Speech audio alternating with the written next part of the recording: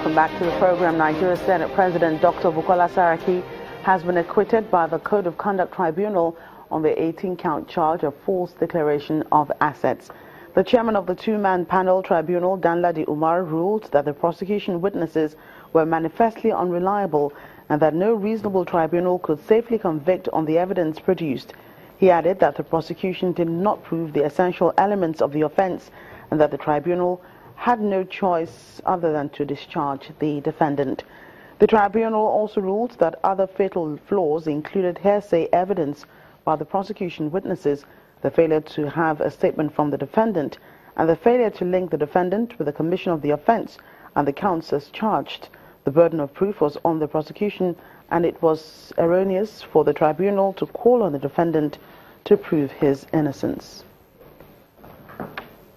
We have a situation where the National Assembly is distracted, the Senate President is facing charges, the Deputy Senate President is facing charges, the clerk, happily that matter went off. And then you now have the Senate President who has to spend all his time preparing to fight for his own freedom. I do not think that a government like that can get the very best. And that is why we are glad that whatever it was that compelled this trial in the first place, we are happy that eventually the law was allowed to take its course and that the facts spoke for themselves. We have already started making arrangements for the ruling. So once we get the ruling, well, it's not a judgment, it's a ruling.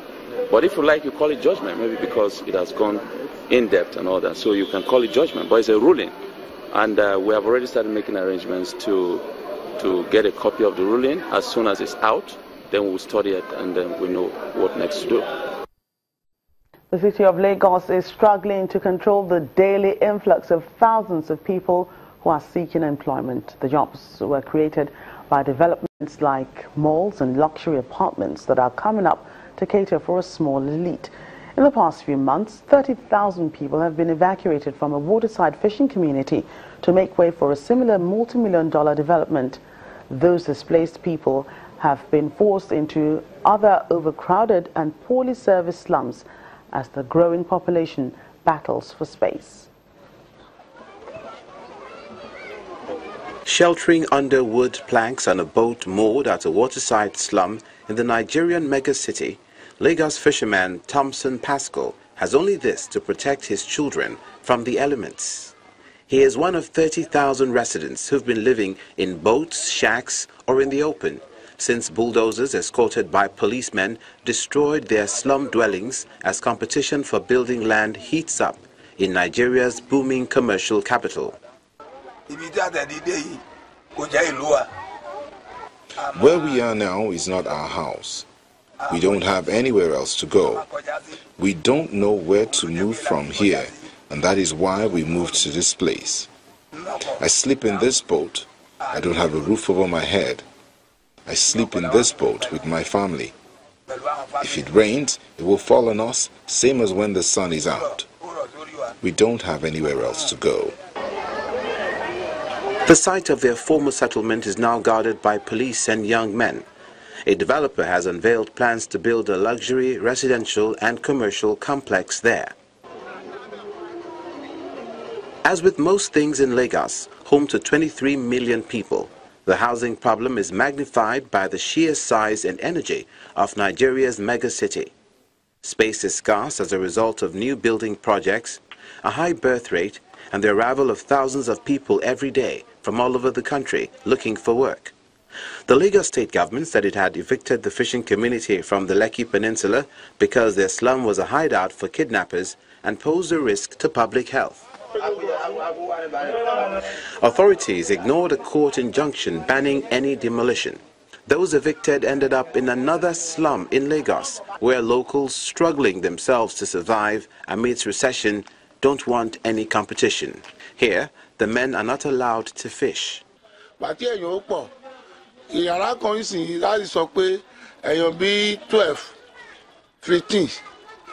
We are too many now. For instance, 12 to 15 people sleeping in a small room apartment.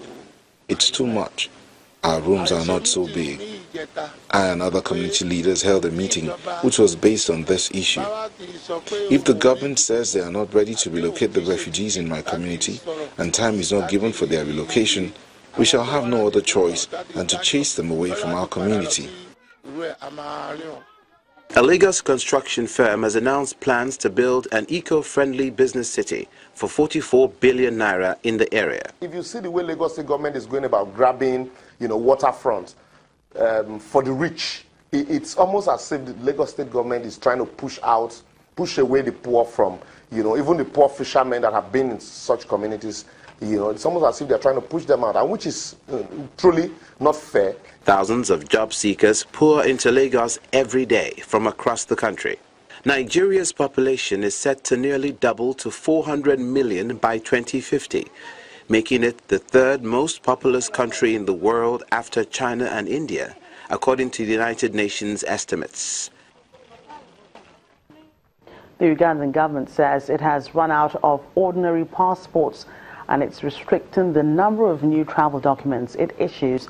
The government says in a statement that the few remaining passports will only be given to people who have an emergency, such as seeking to travel abroad for treatment or students to get a foreign scholarship.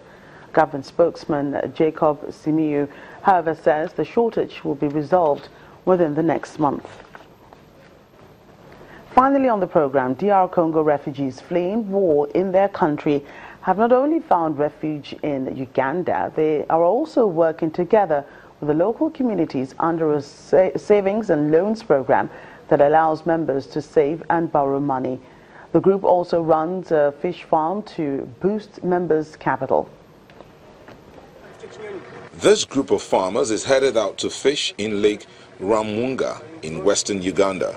They are members of the Savings and Loan Association, made up of Congolese refugees and some people in the community living here.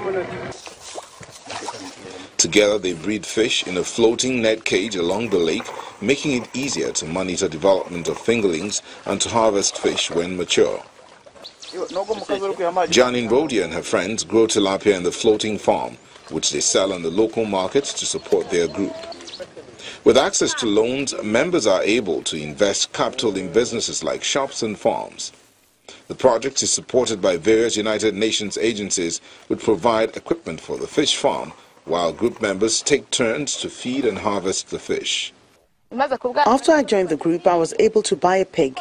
It immediately gave birth and I was able to build a proper house.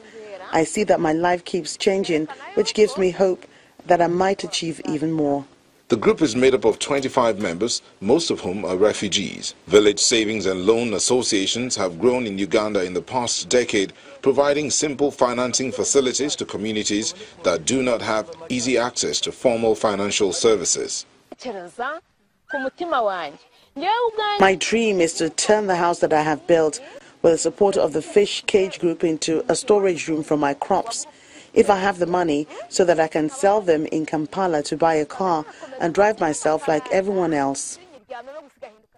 The Savings and Loan Program is helping refugees access money as well as become self-reliant while they continue to live far away from home. That's Network Africa. Thank you for watching. I'm Joke Rogers.